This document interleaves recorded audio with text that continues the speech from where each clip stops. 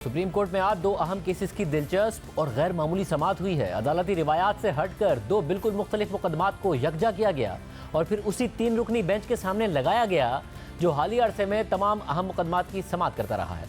Chief justice ममता बंदियाल, जो गुज़िश्ता समाअत के दौरान हुकूमत के साथ नरम रवैया रखे हुए थे, एक बार फिर रवैया बदलते हुए नजर आए। चीफ जस्टिस एजाजुल एहसन और जस्टिस मुनीब अख्तर पर मुश्तमिल 3 रुकनी बेंच के रवैये में नरमी उस वक्त नजर आई थी जब गुज़िश्ता दिनों हुकूमत ने सुप्रीम कोर्ट में नजरसानी के हवाले से review of judgments and orders act बनाया, जिसे अचानक ही सदर मुमलिकत ने रिवायत से हटकर मंजूर भी कर लिया। इमरान खान ने भी कह दिया कि सदर अलवी ने मेरे इल्म में लाकर कानून पर दस्तखत किए। खुद वजीर कानून आजम नज़ीर तारड़ ने हमारे प्रोग्राम में हैरत का इजहार किया कि सदर मुमलिकत ने चंद दिनों में ही दस्तखत कैसे कर दिए, और खुद चीफ जस्टिस ने इस कानून की तारीफ भी की। और इस कानून के तहत इलेक्शन कमीशन की पंजाब में इंतखाबात के हवाले से नजरसानी की दरख्वास्तों पर समाअत भी गैर मुय्यना मुद्दत के लिए मुलतवी कर दी थी, क्योंकि इस नए कानून के तहत वही 3 रुकनी बेंच समाअत नहीं कर सकता था, बल्कि नजरसानी की जगह अपील के लिए बड़ा बेंच बनना था। मगर फिर अचानक कल चीफ जस्टिस ने पंजाब में 14 मई को इलेक्शन कराने के फैसले के खिलाफ इलेक्शन कमीशन की नजरसानी की दरख्वास्त उसी 3 रुकनी बेंच के सामने फिक्स कर दी। न सिर्फ इलेक्शन कमीशन की नजरसानी की दरख्वास्त, बल्कि उसी के साथ नए हुकूमती कानून supreme court review of orders and judgments act के खिलाफ दरख्वास्तें भी इसी 3 रुकनी बेंच के सामने आज समाअत के लिए मुकर्रर कर दी। और फिर आज दोनों अलग अलग मामलात की एक साथ समाअत भी कर दी। और तहरीक इंसाफ के वकील अली जफर, जो इलेक्शन कमीशन की नजरसानी की दरख्वास्तों की गुज़िश्ता समाअत में मौजूद ही नहीं थे, वो आज पेश भी हो गए और अदालत ने उन्हें review of judgments and orders act के खिलाफ दरख्वास्तों पर दलाइल देने का भी कह दिया, और फिर उन्होंने दलाइल दे भी दिए। हालांकि कमरा अदालत में मौजूद अटॉर्नी जनरल ने इस पर एतराज भी किया कि अली जफर इस केस में फरीक ही नहीं है, मगर इसके बावजूद अदालत ने उन्हें सुना, बल्कि सिर्फ उन्हीं को सुना और हुक्मनामा भी लिखवा दिया। और इससे भी अहम बात यह है कि review of judgments and orders act के खिलाफ दरख्वास्त गुजारों ने अली जफर के दलाइल को अपना भी लिया, यानी अली जफर के दलाइल को ही अपने दलाइल करार दे दिया। और फिर अदालत ने केस की समाअत मंगल तक मुलतवी कर दी और अब यही 3 रुकनी बेंच इस दरख्वास्त पर समाअत करेगा और यही 3 रुकनी बेंच उसी दिन इलेक्शन कमीशन की नजरसानी की दरख्वास्त भी सुनेगा। आज समाअत शुरू हुई तो चीफ जस्टिस ममता बंदियाल ने रिव्यू ऑफ जजमेंट्स केस में फरीक या दरख्वास्त गुजार ना होने के बावजूद समाअत शुरू हुई अली जफर से की। उनको रोस्ट्रम पर बुलाया और कहा कि अली जफर साहिब, आप भी रिव्यू एक्ट पर अपना नुक्ता नज़र बता दें। अली जफर ने कहा कि सुप्रीम कोर्ट रिव्यू एक्ट आइन के खिलाफ है। प्रैक्टिस एंड प्रोसीजर एक्ट में भी यही मामला उठाया गया था। सुप्रीम कोर्ट ने प्रैक्टिस एंड प्रोसीजर एक्ट पर हुक्म इम्तना दे रखा है। Supreme court practice and procedure act का हुक्म इम्तना रिव्यू एक्ट पर भी लागू होता है, इसलिए सुप्रीम कोर्ट पंजाब इंतखाबात नजरसानी केस को सुन सकती है। Supreme court practice and procedure act पर हुक्म इम्तना की वजह से रिव्यू एक्ट भी इस अदालत पर अभी लागू नहीं होता। अदालत नजरसानी का फैसला रिव्यू एक्ट के फैसले तक रोक सकती है, लेकिन इंतखाबात नजरसानी केस में दलाइल तकरीबन मुकम्मल हो चुके हैं, इसलिए केस मुकम्मल कर लेना चाहिए। ये सुनकर जस्टिस मुनीब अख्तर ने अली जफर से सवाल किया कि अदालत कैसे पंजाब इंतखाबात केस सुने अगर सुप्रीम कोर्ट रिव्यू एक्ट नाफिज हो चुका है। बताएं कैसे हम पर Supreme court review act Punjab इंतखाबात नजरसानी केस में लागू नहीं होता। अगर रिव्यू एक्ट लागू होता है तो इलेक्शन कमीशन के वकील को लार्जर बेंच में दोबारा से दलाइल देना होंगे।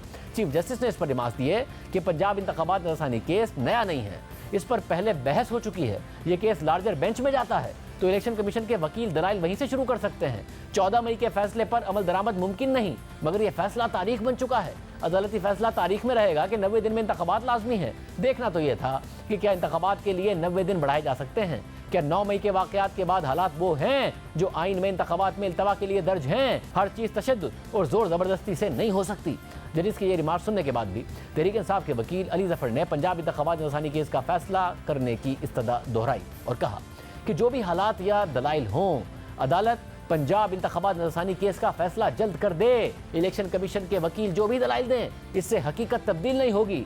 जब रिव्यू एक्ट पास हुआ तो मैंने सेनेट में कहा कि कैसे आइन से मुतसादिम कानून बना रहे हैं। सेनेट से 5 मिनट में ये रिव्यू एक्ट पास हुआ, बहस भी नहीं हुई। आर्टिकल 184(3) में तरामीम अच्छी ज़रूर हैं, मगर ये आइनी तरामीम से ही मुमकिन है। अदलिया की आज़ादी से मुताल्लिक़ क़वानीन आइनी तरमीम से ही बनाए जा सकते हैं।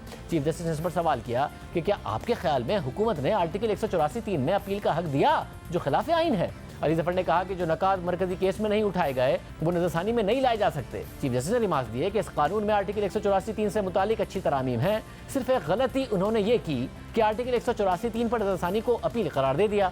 अटॉर्नी जनरल से पूछेंगे कि क्यों हुकूमत ने यह गलती की। अच्छी बात यह हुई है कि हुकूमत और हुकूमती इदारों ने कानून के मुताबिक चलने का फैसला किया है। आज हुकूमत की सोच रियाजी की बुनियाद पर नहीं, कानून और हकाइक पर है। हुकूमत की अच्छी कानून साजियों को हम सराहते हैं।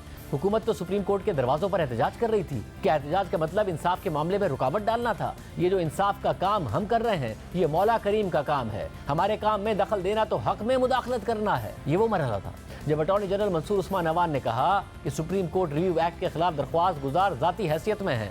अगर अली जफर को केस में फरीक बनना है तो दरख्वास्त डाल दें। लेकिन अटॉर्नी जनरल के एतराज़ करते ही दरख्वास्त गुजारों ने बैरिस्टर अली जफर के दलाइल अपना लिए और फिर दरख्वास्त गुजारों की जानिब से अली जफर के दलाइल अपनाने के बाद अदालत ने समात का फैसला लिखाना शुरू कर दिया। चीफ जस्टिस ने रिमार्क दिए कि कोशिश करेंगे कि इलेक्शन कमीशन की नजरसानी दरख्वास्त पर जल्द अज जल्द फैसला करें। पंजाब इंतखाबात केस भी रिव्यू एक्ट केस के साथ मुकर्रर किया जाएगा। 3 रुकनी बेंच मंगल से रोजाना की बुनियाद पर समात करेगा। इसके बाद केस की समात 13 जून तक मुलतवी कर दी गई। अब अहम बात यह भी है कि नए कानून के तहत नजरसानी की दरख्वास्त को अपील समझा जाएगा और इस अपील की समात बड़ा बेंच करेगा।